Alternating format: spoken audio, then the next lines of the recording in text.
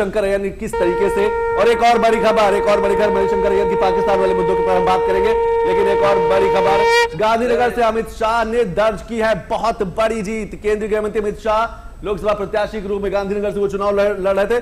7,44,716 vote से जीत दर्ज की है। बीजेपी के अब तक 3 बड़े नेता कहा जा सकता है कि रिकॉर्ड मतों से जीते हैं। गांधीनगर से अमित शाह 7 लाख से ज्यादा, पूर्व मुख्यमंत्री मध्य प्रदेश की बात करें 8 लाख से ज्यादा, एक और जो बीजेपी के प्रत्याशी रहे उन्होंने 10 लाख से ज्यादा वोटों से जीत दर्ज की है। तो गांधीनगर से अमित शाह ने 7,44,716 वोट से जीत दर्ज की। और गांधीनगर वैसे भी भारतीय जनता पार्टी का बड़ा गढ़ माना जाता रहा है। लालकृष्ण आडवाणी यहां से चुनाव लड़ा करते थे। तो ये एक 3 बड़ी ब्रेकिंग आपके सामने, क्योंकि अब समय ऐसी ही खबरों का है, बम्पर कहा जा सकता है खबरों की। अब बारिश होने वाली है, क्योंकि देश भर के 543 सीटों का रिजल्ट अब धीरे धीरे जो रुझान थे, जो आंकड़े थे, अब वो परिणाम में बदल रहे हैं। और परिणाम मिले जुले परिणाम आएंगे। किसी के चेहरे पर मुस्कान होगी, किसी के चेहरे पर हार का निशान होगा। कहा जा सकता है कि हार की शिकन भी होगी, क्योंकि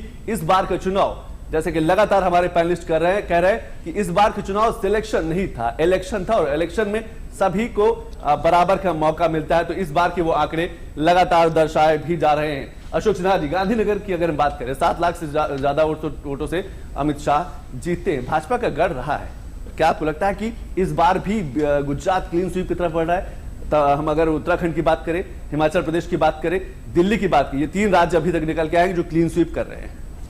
अभी आपने एक ट्रेंड देखा होगा कि जो सर्वाधिक मतों से जीतने का रिकॉर्ड बन रहा है वो एक ही पार्टी बना रही है, और वो भाजपा बना रही है। इसके जो उम्मीदवार हैं वो सबसे अधिक वोट पा रहे हैं। ऐसा क्यों है?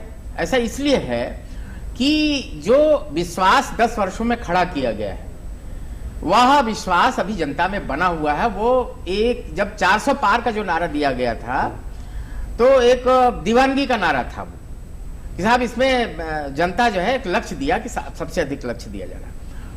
कुछ लोग इस बात को बहुत गंभीरता से ले रहे थे, और गुजरात तो सदैव से ही इस प्रकार से जब वो उठ के गिरा है और गिर के खड़ा हुआ है बहुत तेजी से, तो जिस नेतृत्व ने उसे खड़ा किया है, उस नेतृत्व के प्रति तो वो अपना आभार प्रकट करेगी ही। अमित शाह का मामूली योगदान नहीं है देश के विकास में। ये धारा 370 में तो वे एक तरीके से हीरो बन गए थे कि इतना बड़ा निर्णय लेने में, इतने गोपनीय ढंग से और अचानक इसका निर्णय लेना। ठीक है, तो ये सब चीजें दिखाती हैं कि व्यक्ति की कार्यशैली क्या है। जी, अमित जी से मिलेंगे, राजनीतिक विश्लेषक हैं। राजनीति शास्त्र में बड़ी जीत के मतलब का अगर हम परिभाषित करें तो क्या मतलब निकाला जाता है? कोई नेता बड़ी संख्या में जीतता है, बड़ी मार्जिन से जीतता है, तो इसका क्या इसको किस तरीके से परिभाषित? देखिए, फर्स्ट एंड फर्स्ट जो पोल सिस्टम में तो जिसके पास जितने मत होंगे उसे जीत मिलती है। लेकिन जैसा आप कह रहे हैं कि जब कैंडिडेट बहुत एक तरफा जीत दर्ज करता है, तो निश्चित तौर पर इसका ये असर जाता है कि वहाँ के राज्य की संगठनात्मक संरचना बहुत अच्छी रही होगी, निश्चित तौर पर उसका असर मिला, और वो एक बहुत सेफ सीट रही होगी, और वहाँ वैचारिक रूप से कोई प्रतिद्वंदता उस तरह की नहीं रही होगी जो कि हमें अन्य जगह पर देखने को मिलती है, जहाँ का ज्यादा जनमानस एक ही नेता को, एक ही नेतृत्व को, एक ही विचारधारा के प्रति ज्यादा आसक्त है, ज्यादा एक तरीके से उसे सपोर्ट करता है। तो निश्चित तौर पर उन सीटों पर एक बहुत बड़ा मार्जिन हमें देखने को मिलता है। और उसके साथ साथ नेतृत्व ने जो काम किए हैं उस लोकसभा में, उस विधानसभा में, जहां पर जिस तरह का चुनाव हुआ है, वहां उस कामों से जनता कितनी खुश है, और जनता उस नेतृत्व से, उस नेता से कैसे खुद को जोड़ रही है, इन सब तमाम चीजों पर बड़ा असर पड़ता है। तिवारी जी, क्या ठीक है, क्या बड़ी जीत बड़ी जिम्मेदारी लेके आती है, बड़े कर्तव्यों को साथ लाती है? हालांकि हर जीत बड़ी जिम्मेदारी लाती है कि आप जनता की सेवा करें, जनता की समस्याओं को सुने, लेकिन बड़ी जीत यानी कि बड़ी जिम्मेदारी कंधों पर निश्चय है, बड़ी जिम्मेदारी तो लाती ही है। तो अमित शाह की जो जीत है, बड़ी जीत है, और ये जीत शायद उनके कुछ पूर्व में किए गए कार्यों का परिणाम है। उन्होंने जो अभी जैसा अमित जी कह रहे थे कि उन्होंने धारा 370 लाने में बड़ी महत्वपूर्ण भूमिका निभाई थी। ये भी कहा जाता कि ये उन्हीं का बूता था कि वो ऐसा कर पाए, ये कोई गलत बात नहीं है। 2 बड़े नेता जो शिवराज सिंह चौहान है या अमित शाह हैं, या भाजपा के एक और नेता जो मध्य प्रदेश से वो जी। मतलब बड़ी बड़ी जीत लेके आए हैं, लेकिन मोदी जी की जीत बहुत बड़ी जीत नहीं है और राजनाथ सिंह जी की जीत बहुत छोटी जीत है।